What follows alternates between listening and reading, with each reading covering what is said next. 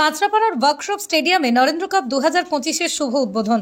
ব্যারাকপুর সাংগঠনিক জেলা বিজেপির সাধারণ সম্পাদক রূপক মিত্রের উদ্যোগে কাঁচরাপাড়ার ওয়ার্কশপ স্টেডিয়ামে অনুষ্ঠিত হল প্রথম বর্ষের নরেন্দ্র কাপ ফুটবল টুর্নামেন্ট। এই ফুটবল টুর্নামেন্টের অনুষ্ঠানে উপস্থিত ছিলেন প্রাক্তন সাংসদ অর্জুন সিং, বিজেপি নেতা রূপক মিত্র, প্রিয়াঙ্গু পান্ডে, কুন্দন সিং সহ একাধিক বিজেপির নেতৃত্ব। প্রাক্তন সাংসদ অর্জুন সিং খেলোয়াড়দের সঙ্গে করমর্দন করে গোলাপ ফুল হাতে দিতে দেখা যায়। এই ফুটবল টুর্নামেন্টে ভাটপাড়া এমএলএ টিম ছাড়াও মন্ডলের 23টি টিম অর্থাৎ 24 টিমের এই ফুটবল টুর্নামেন্টের কথা জানালেন ব্যারাকপুর সাংগঠনিক জেলা বিজেপির সভাপতি তাপস ঘোষ। তার পাশাপাশি প্রাক্তন সাংসদ অর্জুন সিং জানান, যুবকদের মাতমুখী করে তুলতে আজকের এই খেলার আয়োজন। অপরদিকে বিজেপি নেতা প্রিয়াঙ্গু পান্ডে জানান, ইতিমধ্যেই সারা বাংলা জুড়েই নরেন্দ্র কাপ 2025 খেলার আয়োজন করা হয়েছে। আজকের খেলার পৃষ্ঠপোষকদের সাধুবাদ জানান। দেখুন কাঁচরাপাড়া থেকে সতীনাথ ভট্টাচার্যের বিস্তারিত রিপোর্ট।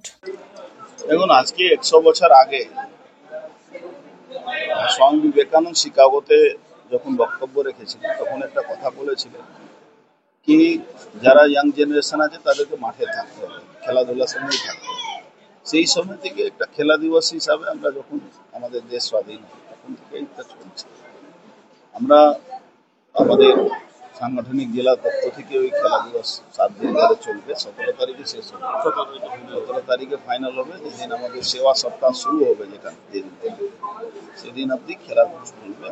সমস্ত একদম লোয়ার লেভেল থেকে, একদম মন্ডল তার থেকেও নিচে, একদম বুথ লেভেল থেকে যারা খেলোয়াড়রা আছে তাদেরকে আমরা একটু গুরুত্ব দিয়ে খেলার সঙ্গে যুক্ত করছি। এমনি পশ্চিমবাংলায় জানেন খেলার অবস্থা খারাপ, মাঠ নেই, প্রায় মাঠ সব দখল হয়ে গেছে, পুকুর দখল হয়ে গেছে। সেখানে এই খেলাকে একটু বুস্ট আপ করে যদি আনতে পারি যুব সমাজকে, তাহলে যুব সমাজ যে মানে নেশাগ্রস্ত দিকে চলে যাচ্ছে, তারা মাঠমুখী যদি হয় তাহলে সমাজের একটা ভালো হবে। আপনি ইতিমধ্যে দেখেছেন কালকে একটা আমাদের ঘরের মেয়ে যাদবপুর ইউনিভার্সিটিতে মারা গেছে। কি কারণে মারা গেছে এখন বলতে পারবো না, কিন্তু আমাদের সমাজেরই একটা ঘরের মেয়ে এরকম এই ধরনের ঘটনা ঘটছে। যদি যাদবপুর ইউনিভার্সিটি এমনি ব্যাকগ্রাউন্ডটা খুব খারাপ জায়গা আছে, কিন্তু একটা আপনার ঘরের মেয়ে একটা গেছে।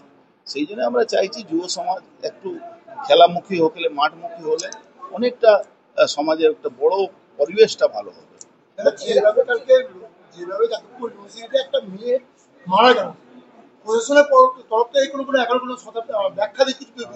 ব্যাখ্যা দিতে পারবে না, ওখানে সব রকম করাপশন আছে।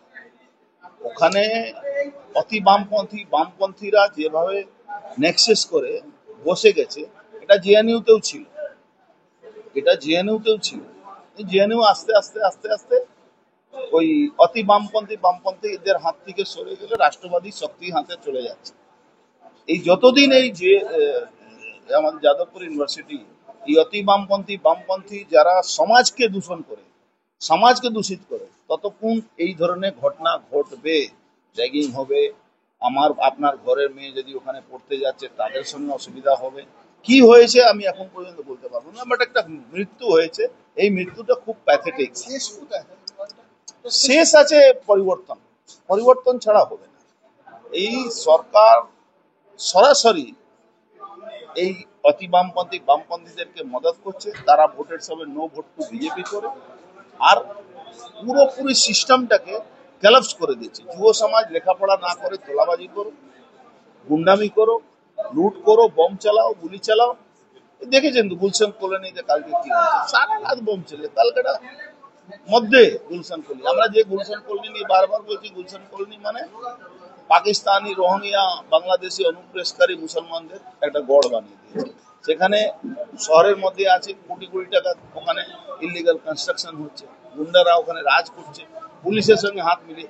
কালকাটা পুলিশের এমন অবস্থা আছে, মমতা ব্যানার্জি বলে নাকি স্কটল্যান্ড সঙ্গে তাল তুলনা করে। আর কালকাটা পুলিশের অবস্থা আছে, তৃণমূলের কাউন্সিলর, তৃণমূলের এমএলএ, তৃণমূলের মন্ত্রীরা পুলিশ কাছে টাকা পৌঁছে দেয়, আপনার ভাগটা পাঠিয়ে দিলাম, এইভাবে ফোন যায়। পুলিশের অবস্থা এইরকম হয়ে গেছে।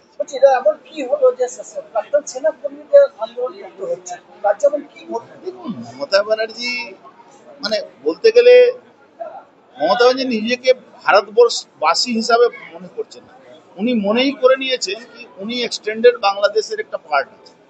ওখানকার আনসারুল বাংলার যে আতঙ্কবাদীরা ওনাকে তো আহ্বান করেছে, উনিও প্রায় প্রায় ওই রাস্তায় যাচ্ছেন, কিন্তু উনি মানে ভুলে গেছেন, উনি মূর্খ আছেন কি উনি ভাবতে পারছেন না যে ভারতবর্ষে একটা শক্তি আছে, রাষ্ট্রবাদী শক্তি এখানে স্ট্রং আছে। বাংলাদেশের মতন এই উনি পশ্চিমবাংলাকে নিয়ে বাংলাদেশ হয়ে যাবেন, এটা পারবেন না।